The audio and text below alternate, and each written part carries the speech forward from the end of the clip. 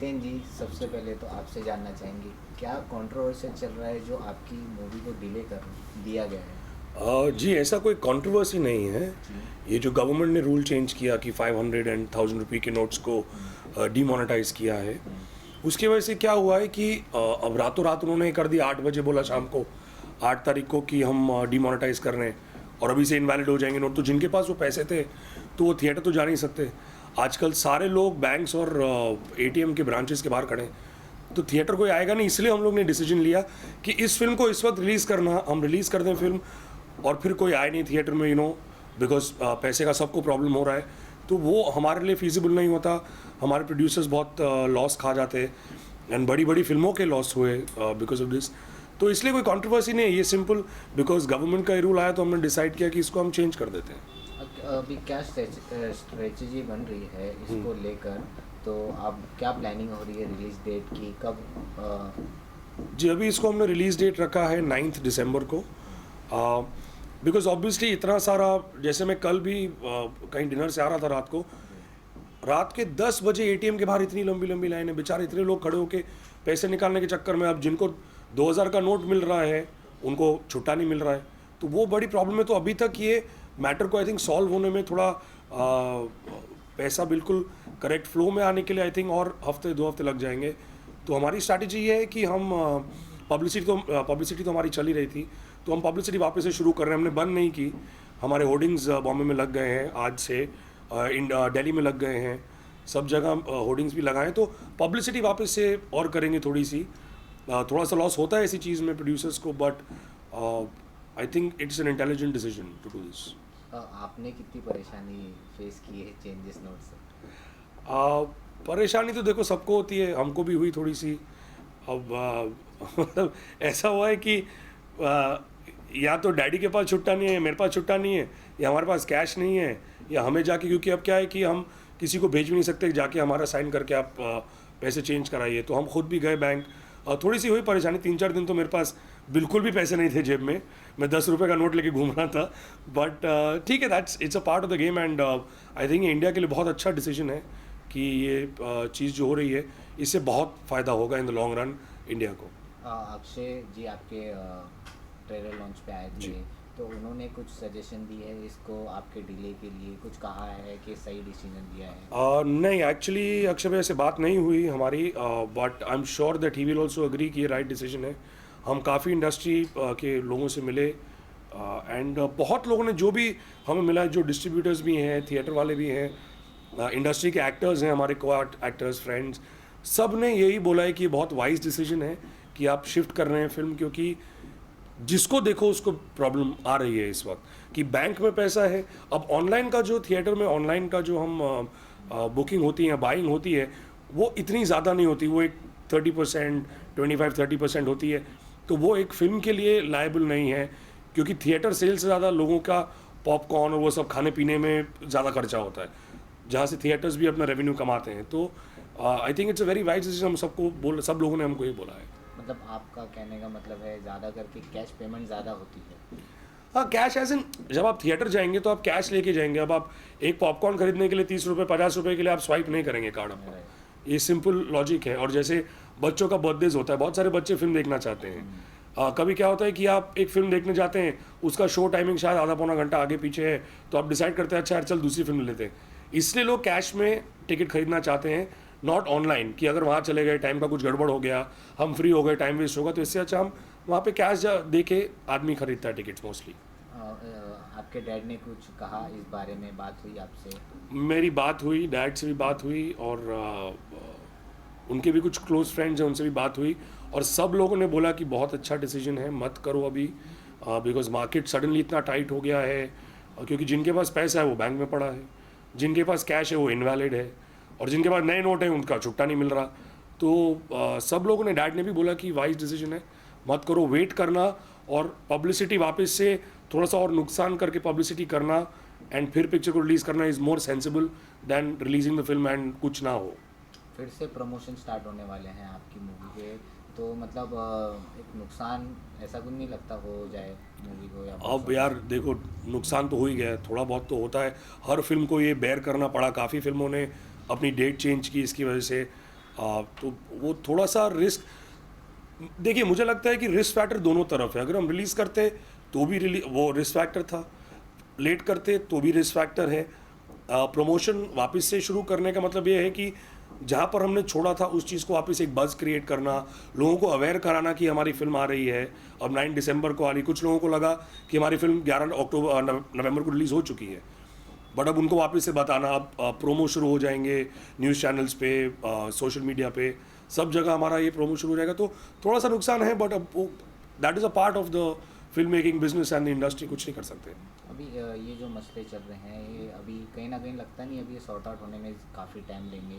अब movie release को आपको डेट और आगे बढ़ा देनी चाहिए? नहीं, आई डोंट थिंक इससे ज़्यादा हमको बढ़ाना चाहिए।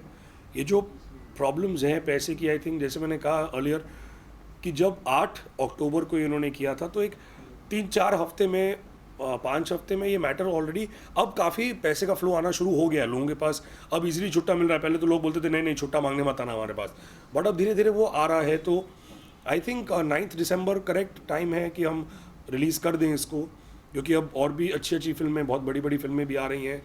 एंड हम बिकॉज एक छोटी सी फिल्म, हम बहुत बड़ी फिल्म नहीं है उस बजट की, इतना डिले करना भी हमारे लिए फीजिबल नहीं है फॉर आवर प्रोड्यूसर्स। इतना टाइम उनका वेट करना is not right for them.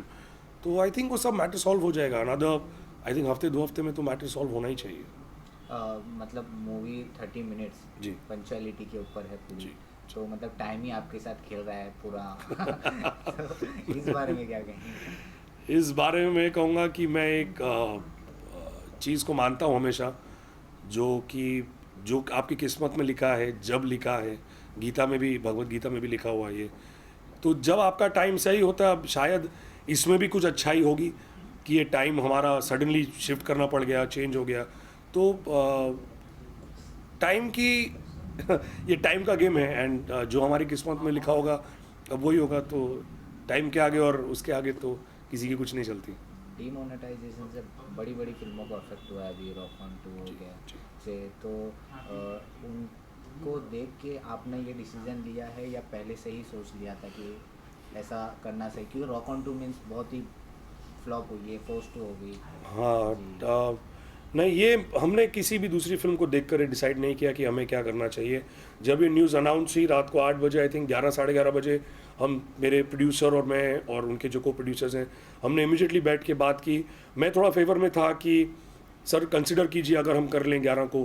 फिर उन्होंने एक्सप्लेन किया, फिर मैं और सिचुएशन को समझा, तो फिर मैंने भी कहा नहीं यार, एक बिल्कुल करेक्ट डिसीजन है, इसको मत करो। क्योंकि एंड आई एम हैप्पी नहीं किया, बिकॉज रॉक ऑन जैसी बड़ी फिल्म अगर आप लोग थिएटर नहीं गए और लोगों ने नहीं देखी पिक्चर, या it didn't do so well जितनी एक्सपेक्टेशन थी, तो हम तो उनके नाखून भी नहीं यार, हम तो बहुत छोटे फिल्म है। उन्होंने तो बहुत सारी पब्लिसिटी की थी, एंड ऑब्वियसली इतनी बड़ी फिल्म अपना डेट चेंज नहीं करती जनरली, बिकॉज उनको उतना डबल ट्रिपल लॉस होता है, हमको फिर भी शायद कम लॉस हो। तो हमने किसी फिल्म को देख के ये डिसाइड नहीं किया, ये हमारा इंडिविजुअल डिसीजन था शिफ्ट करने का। एंड माय प्रोड्यूसर्स ने जो बोला, डायरेक्टर ने जो बोला, वो हमने मान लिया। एक डैड के साथ पिक्चर करना पहली बार, तो कितना आसान रहता है और कितना जिम्मेदारी बढ़ती है? या फिर डैड है मतलब तो हो जाएगा सब? ये तीनों चीज़ें हैं, आसान भी है, जिम्मेदारी भी है, और डैड है हो जाएगा। बिकॉज एक तो हम फादर सन प्ले कर रहे हैं इस फिल्म में, एंड बिकॉज हम रियल लाइफ में भी फादर सन है, हमारी नॉर्मल केमिस्ट्री बहुत अच्छी है। अगर हम एक दूसरे से नॉर्मल बात भी करेंगे तो कैमरा पे केमिस्ट्री दिखेगी, क्योंकि हम एक दूसरे से बहुत कंफर्टेबल है। हम बात करेंगे तो एक फीलिंग आती है, एक वो इमोशन दिखता है। जिम्मेदारी की जहाँ तक बात आती है तो थोड़ा सा प्रेशर होता है कि बिकॉज ऑब्वियसली मैं उनका बेटा हूँ, और सब लोग एक बेटे को अपने फादर से कंपेयर करते हैं। आज अभिषेक को हमेशा बच्चन साहब के साथ कंपेयर किया जाता है, जितने एक्टर्स आप ले लीजिए, ऋतिक को कंपेयर किया जाता है, सब एक्टर्स को कंपेयर किया जाता है। तो वो प्रेशर हम पे रहता है, बट आप अंदर अपने कितना आप में कॉन्फिडेंस है, या आप अपना काम जानते हैं अच्छे से, तो आपको वो कॉन्फिडेंस फील नहीं होता। एंड मैं एक इंडिविजुअल हूँ, एक अपना तरीके का एक्टर हूँ, मेरे फादर एक अलग तरीके के हैं। मुझ में काफ़ी सिमिलैरिटीज़ हैं जो उनसे मुझे मिली हैं, हमारे मैनरिज्म्स, शायद बात करने का तरीका, कुछ चीज़ें लोगों को लगेगा हाँ यार ये तो बिल्कुल अपने फादर जैसा बोलता है या चलता है, या एक्सप्रेशन है, बट वो तो नेचुरल है ना, जीन्स में तो आएगा। तो थोड़ी बहुत चीज़ें थी, बट मज़ा आया बिकॉज इतने कंफर्टेबल थे हम लोग साथ में। आपके डैड एक जाने जाते हैं कॉमेडियन रोल जी। के लिए, तो आप क्या चाहते हैं आगे चल के आपको कॉमेडियन से लोग जाने, एक्शन से या रोमांटिक हीरो से? जी देखिए, मेरे हिसाब से एक जो कॉमेडियन होता है, एक कॉमिक एक्टर होता है, कॉमेडी करना, किसी को हंसाना सबसे डिफ़िकल्ट काम है।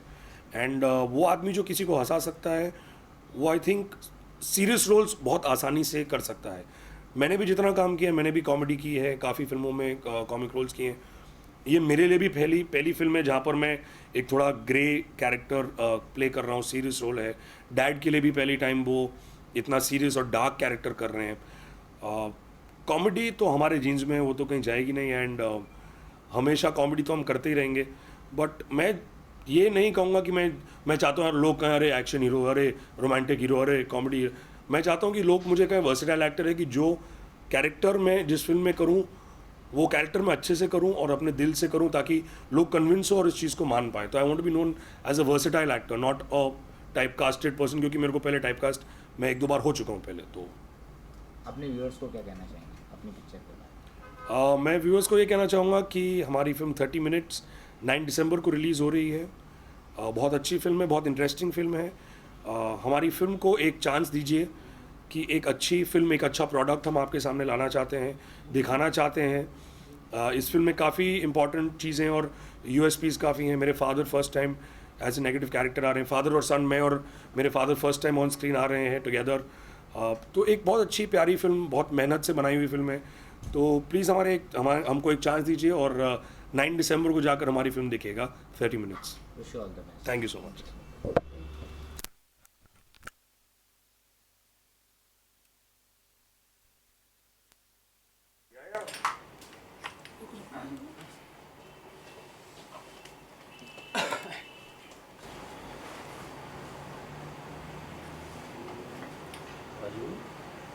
एक्शन हो गया ना। कड़वेज तो लेने दे।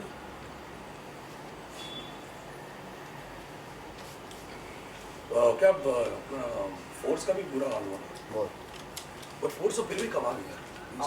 वो कमा के रॉकन तो बिल्कुल हाँ, पब्लिक रिव्यू के लिए क्या था ट्रेलर में 2-4 वो तब गर्म हुआ था। इमेज यार, इमीडिएट इफेक्ट था। बहुत। और उन्होंने क्या किया ना, 8 तारीख को बोल के 9 और 10 बैंक बंद है, बैंक बंद। और 11 को तो फिर पैसे कैसे निकालोगे, क्या करोगे? सीरियसली। ये बहुत बड़ा इशू हो गया था। और फोर्स में तो ऑलमोस्ट पैसे आ गए थे लोगों के पास। हाँ, थोड़े बहुत आने शुरू हो गए थे। वो क्या उनका कवर हो जाएगा, लेकिन रॉकन का तो बहुत ही फोर्स आई थिंक 20 करोड़ के आसपास उनका रिकवरी हुआ है।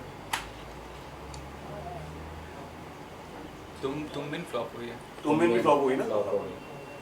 तुम बिन तो पहला शो कैंसिल था। हाँ, फर्स्ट शो अच्छा। कैंसिल भी कर दिए थे। ओह। तो बुकिंग से नहीं थी बुकिंग्स नहीं यार, और फोर्स के कंपेयर में थी फिर। तुम भी नहीं यार, पर इतना वो एक्चुअली डिले कर लेते तो शायद बेटर होता। बेटर होता।